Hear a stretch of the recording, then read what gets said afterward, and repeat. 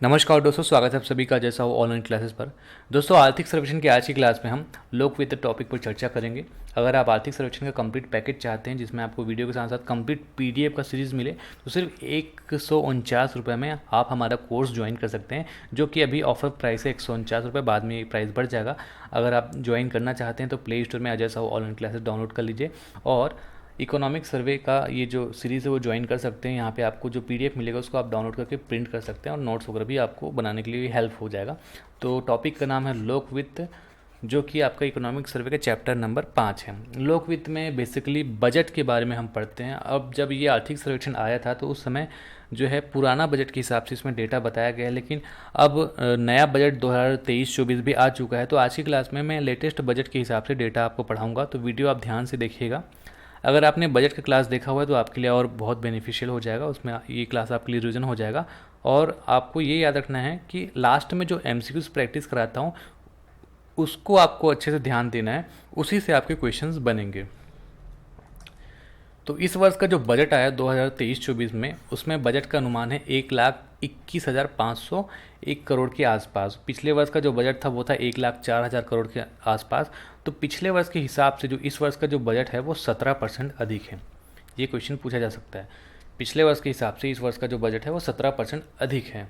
Budget को एक नज़र में हम देखेंगे तो कुल प्राप्ति है वो कितना अनुमानित है, 1,21,501 करोड़ रुपए। जो भी राशि वो करोड़ में है, जबकि कुल व्यय जो है वो 1,21,500 करोड़ रुपए अनुमानित है। अब यहाँ पे आपको देखने को मिलेगा राजस्व व्यय और पूंजीगत व्यय। व्यय को दो तरीके से भाग दे दिया जाता है, राजस्व व्यय और पूंजीगत व्यय।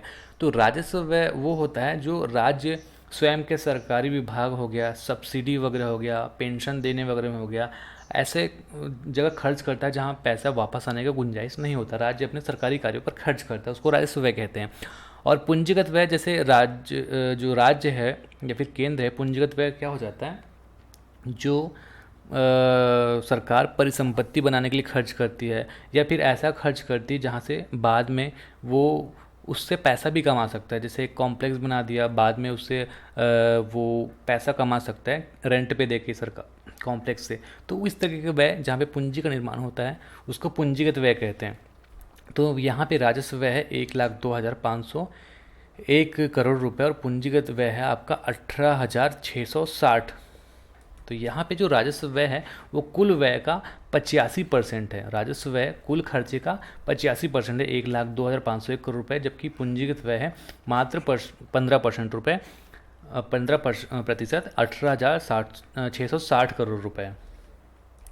इसको और मैं डिटेल से समझाता हूँ। जैसे हमने देखा था कुल प्राप्ति है 2023-24 के हिसाब से हम पढ़ेंगे। कुल प्राप्ति अनुमानित है 1,21,501 करोड़ रुपए, जिसमें राजस्व प्राप्ति है आपका 1,06,001 करोड़ रुपए। ये राजस्व प्राप्तियाँ हैं, है ना। तो राजस्व प्राप्ति जो है वो कुल प्राप्ति का कितना परसेंट है, 88% के आसपास। राजस्व प्राप्ति जो है कुल प्राप्ति के 88% के आसपास है। जबकि जो राजस्व व्यय है, यहाँ पे अगर हम देखेंगे तो कुल व्यय है 1,21,500 करोड़ रुपए। तो राजस्व जो व्यय है वो कुल व्यय का लगभग 85% है। जैसा कि मैंने पिछले टेबल में आपको पढ़ाया था, यहाँ पे राजस्व व्यय जो है वो कुल व्यय का 85% है, जबकि राजस्व प्राप्ति है वो ज़्यादा है। अगर आप देखेंगे तो 1,06,001 करोड़ रुपए। इससे डिफरेंस निकालेंगे, इसमें से और इसमें से राजस्व प्राप्ति और राजस्व व्यय, इन दोनों में डिफरेंस निकालेंगे तो 3,500 करोड़ के आसपास आता है।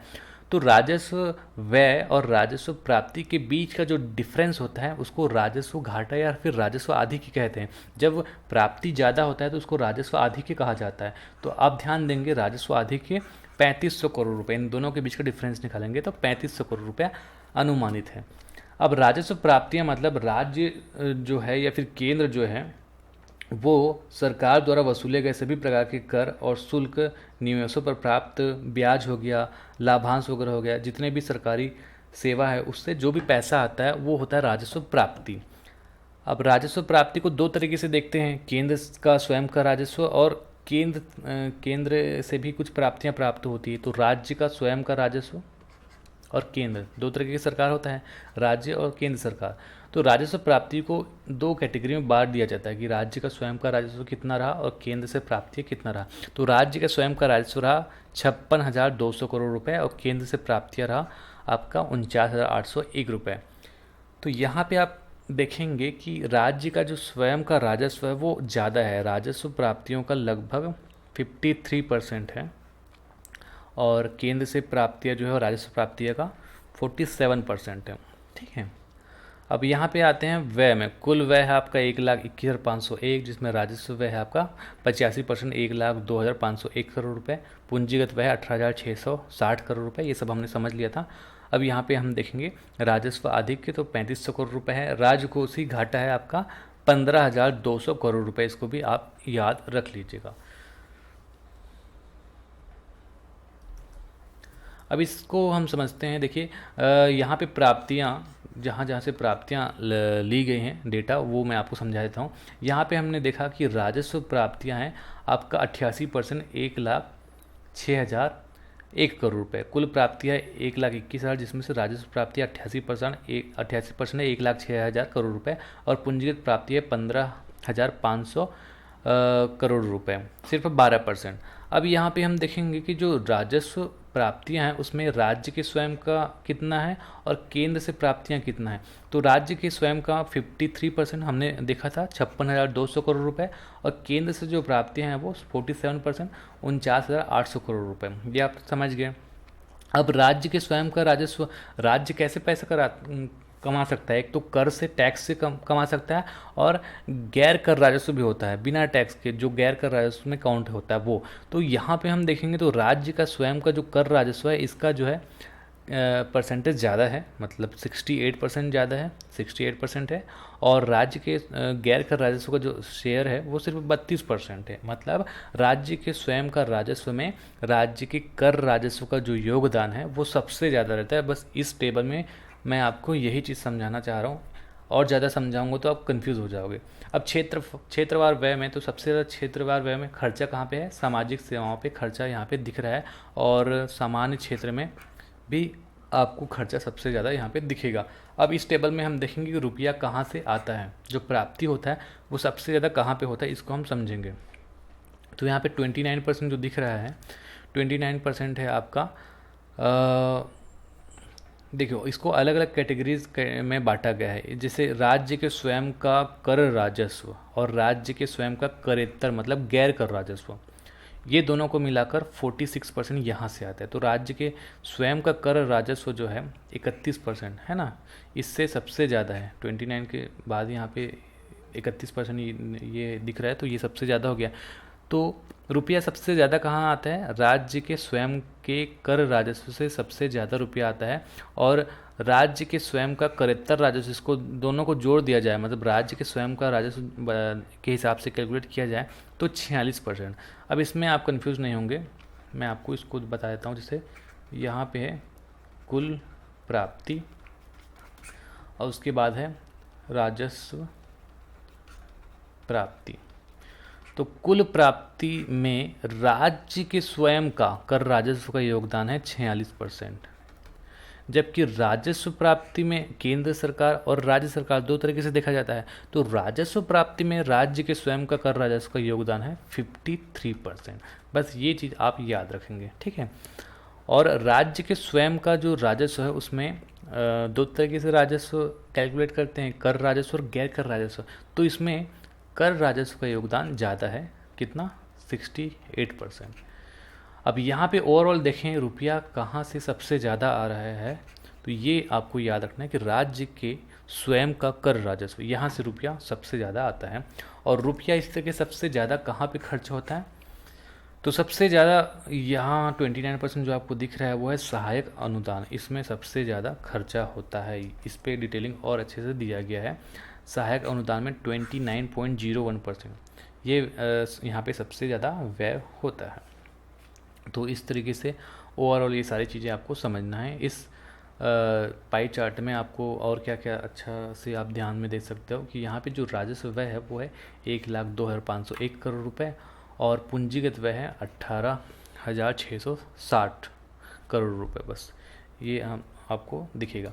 अब आज की क्लास में जो भी हमने पढ़ा, जो भी समझा, उसको हम MCQs के फॉर्म में पढ़ेंगे, ताकि वो चीज़ आप अच्छे से याद रख सकें और आपको समझ में आए कि एग्ज़ाम में कैसे क्वेश्चंस पूछे जाते हैं। तो पहला क्वेश्चन है, छत्तीसगढ़ बजट 2023-24 का अनुमानित कुल आय कितना है? कुल आय है 1,21,501 करोड़ रुपए और कुल व्यय अनुमानित है, इसमें एक को जीरो कर देना, 1,21,500 करोड़ रुपए। गत वर्ष के बजट अनुमान के हिसाब से इस वर्ष का जो बजट है उसमें कितने परसेंट की वृद्धि देखी गई है? 17% की।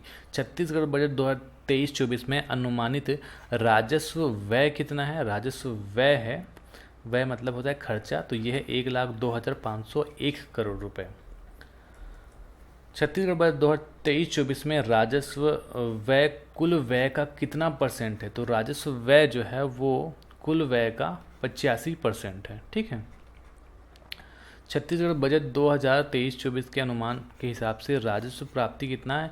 राजस्व प्राप्ति है 1,06,001 करोड़ रुपए और ये जो राजस्व प्राप्ति है वो कुल प्राप्ति का कितना परसेंट है? 88% है। प्राप्ति ज़्यादा हुआ है, याद रखेंगे, प्राप्ति ज़्यादा हुआ है 88% और राजस्व व्यय ये कम हुआ है, व्यय हुआ है आपका 85%। इस परसेंटेज को आप याद रखना, प्राप्ति ज़्यादा 88 और व्यय कम 85।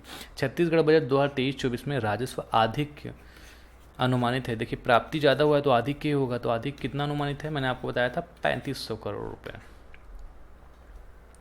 छत्तीसगढ़ बजट 2023-24 में सकल वित्तीय घाटा, जिसको राजकोषीय घाटा भी कहते हैं, कितना अनुमानित है? 15,200 करोड़ रुपए। राजस्व प्राप्तियों में राज्य के स्वयं का राजस्व कितना है? तो राजस्व प्राप्तियों में राज्य के स्वयं का राजस्व जो है वो है 56,200 करोड़ रुपए। राजस्व प्राप्तियों में राज्य के स्वयं का राजस्व का जो योगदान प्रतिशत है वो है 53% और कुल प्राप्ति में राज्य के स्वयं का योगदान का प्रतिशत है वो है आपका 46%। जैसा कि मैंने अब लास्ट में आपको समझाया कि यहाँ पे कंफ्यूज मत होइएगा। इस वर्ष के बजट में निम्न में से किस क्षेत्र में सबसे ज़्यादा रुपया आना संभावित है? तो सबसे ज़्यादा रुपया हमने देखा कि राज्य के स्वयं का जो कर राजस्व है यहाँ से आता है और इस वर्ष के बजट में निम्न में से किस क्षेत्र में सबसे ज़्यादा खर्च अनुमानित है? तो सबसे ज़्यादा खर्च सहायक अनुदान में हमने देखा। तो अगर आपको ये वीडियो अच्छा लगा तो वीडियो को लाइक कर दीजिएगा, दोस्तों में शेयर कर दीजिएगा। अभी तक आपने चैनल को सब्सक्राइब नहीं किया तो चैनल को सब्सक्राइब भी कर लीजिएगा। और हम लोग इतने सारे सोशल मीडिया में हैं जहाँ पे आप हमें फॉलो कर सकते हैं। फेसबुक पेज है Ajay Sahu online class, search करके हमको फॉलो कर लीजिए। टेलीग्राम में भी आप हमको ज्वाइन कर लीजिएगा, मोबाइल एप्लीकेशन आप डाउनलोड कर लीजिएगा। इंस्टाग्राम में अजय साहू ऑनलाइन क्लास लिख कर इंस्टाग्राम जो पेज है उसको आप फॉलो कर लीजिएगा। तो इसी के साथ आज के लिए बस इतना ही। नमस्कार, धन्यवाद।